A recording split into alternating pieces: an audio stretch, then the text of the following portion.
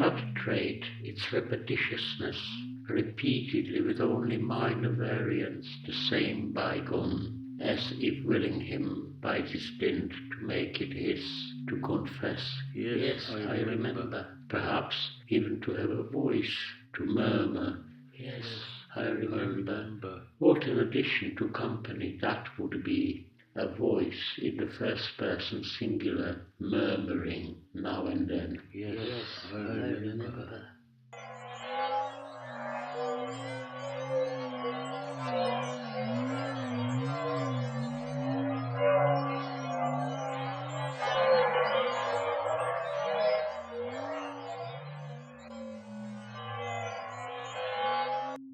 An old beggarman is fumbling at the big garden gate, half blind.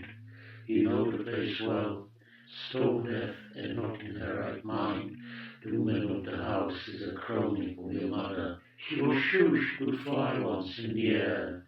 So one day she launched herself from a first floor window. On the way home from kindergarten, on your tiny cycle, you see the poor old beggarman trying to get in. You dismount and open the gate for her. She blesses you. What were her words? God reward you, little master. Some such words. God save you, little master.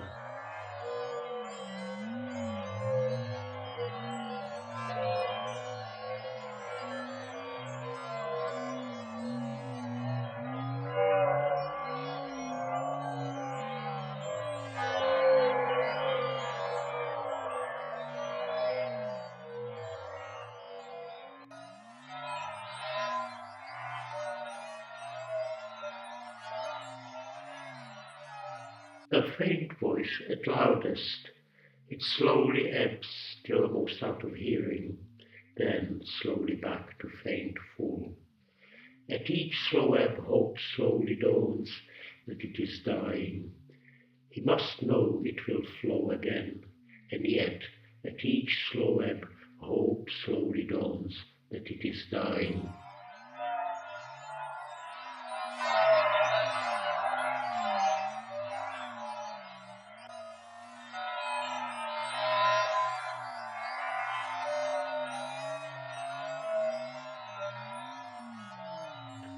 Slowly he entered dark and silence and lay there for so long that with what judgment remained he judged them to be final, till one day the voice, one day, till in the end the voice saying, You are on your back in the dark, those its first words. Long pause for him to believe his ears, and then from another quarter the same. Next a vow not to cease, till hearing sees, you are on your back in the dark, and not till hearing sees will this voice cease. Or another way, as in shadow he lay, and only the odd sound slowly silence fell, and darkness gathered, that were perhaps better company, for what odd sound, whence the shadowy light?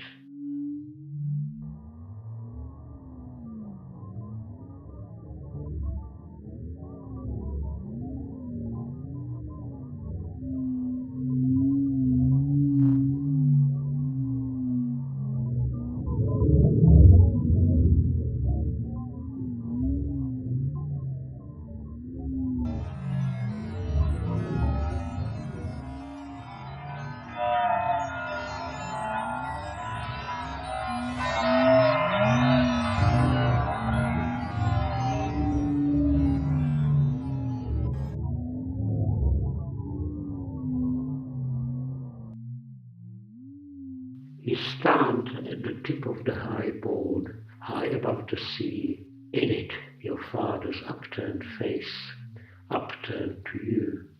You look down to the love-trusted face. He calls to you to jump. He calls, Be a brave boy! The red round face, the thick moustache, the greying hair. The swell sways it under and sways it up again. The far call again, Be a brave boy! Many eyes upon you, from the water and from the bathing place.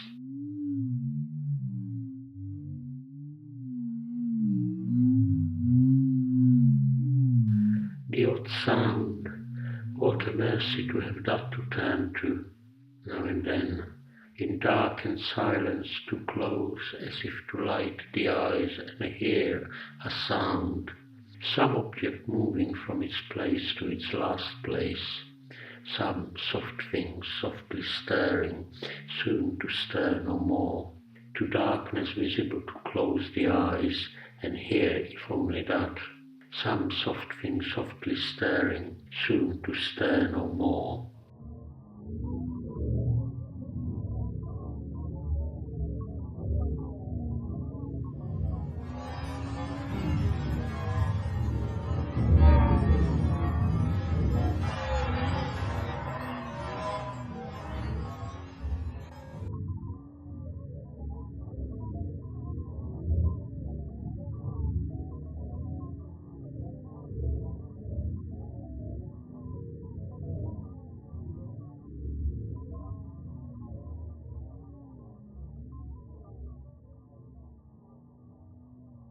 By the voice a faint light is shed, dark lightens while it sounds, deepens when it ebbs, lightens with flow back to faint full, is whole again when it ceases.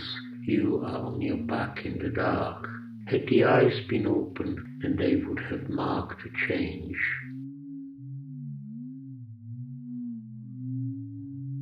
Whence the shadowy light? What company in the dark? To close the eyes and try to imagine that. Whence once the shadowy light? No source, as if faintly luminous, all his little void. What can he have seen then, above his upturned face? To close the eyes in the dark and try to imagine that.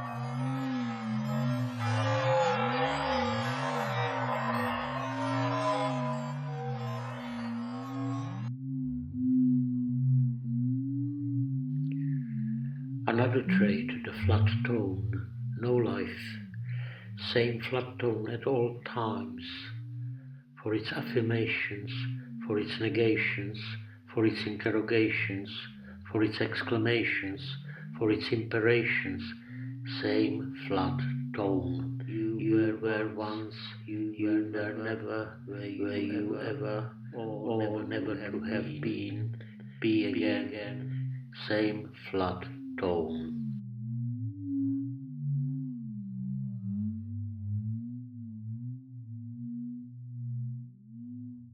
Can he move?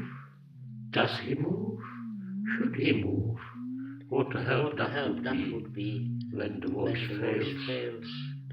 Some movement, however small, very part of a hand closing or opening if close to begin. What a help that would be in the dark, to close the eyes and see that hand, palm upward filling the whole field, the lines, the fingers slowly down, or up if down to begin, the lines of that old palm.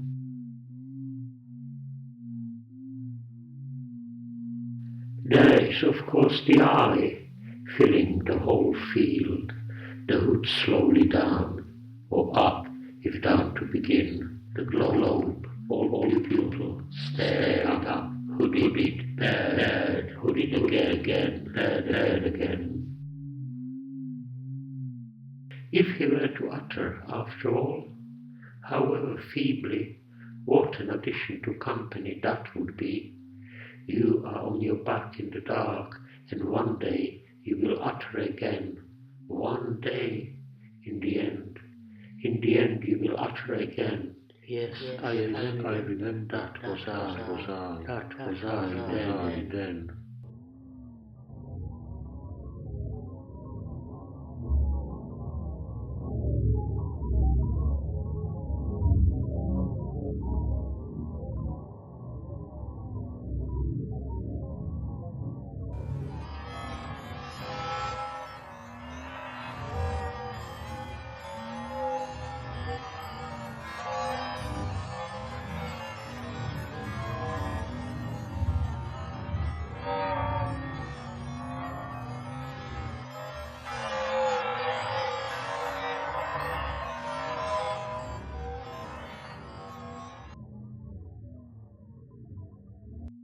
You are alone in the garden. Your mother is in the kitchen, making ready for afternoon tea with Mrs. Scoot, making the water-thin bread and butter. From behind a bush you watch Mrs. Scoot arrive, a small, thin, sour woman. Your mother answers her saying, "He is playing in the garden." You climb to near the top of a great fir. You sit a little listening to all the sounds, then throw yourself off.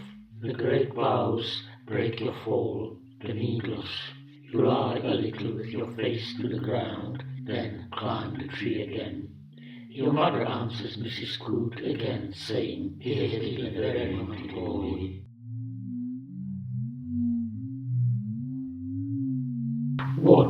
What feeling remains does he feel about now as compared to then, when with what judgment remained he judged his condition final, as well inquire what he felt then about then as compared to before. When he still moved or carried the remains of light, as then there was no then, so there is none now.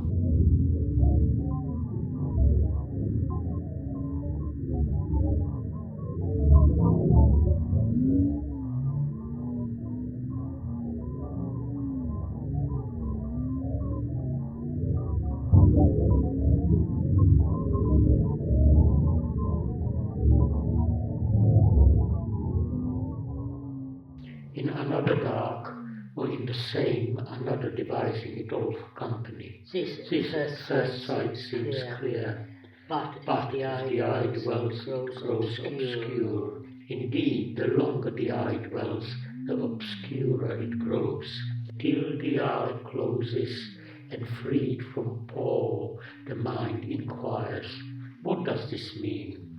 What finally does this mean, that at first sight seemed clear, till it the mind too closes, as it were, as the window might close of a dark empty room, the single window giving on out to dark, then nothing more. No, unhappily no, pangs of faint light, and stirred still, unformidable gropings of the mind, unstillable.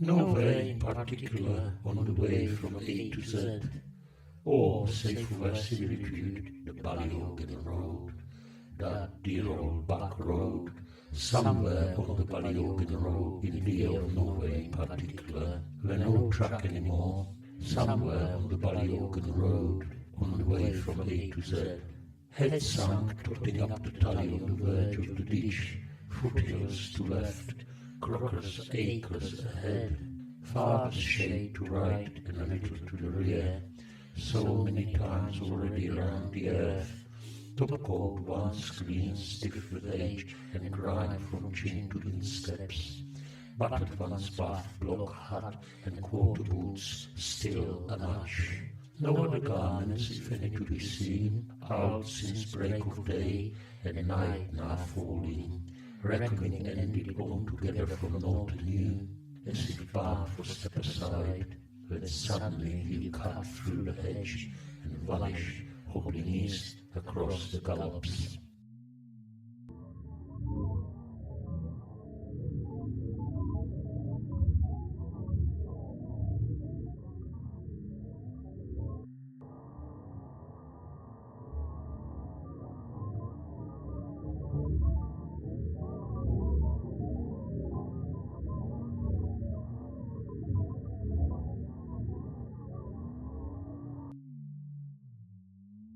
For why all? Why in another dark, or in the same? And whose voice asking this? Who asks? Whose voice asking this? And answers, his soever who devises it all, in the same dark as his creature or in another, for company. Who asks in the end? Who asks? And in the end answers as above, and adds long after to himself, unless another still. Nowhere to be found, nowhere to be sought, the unthinkable last of all, unnameable last person. I, quick, leave him.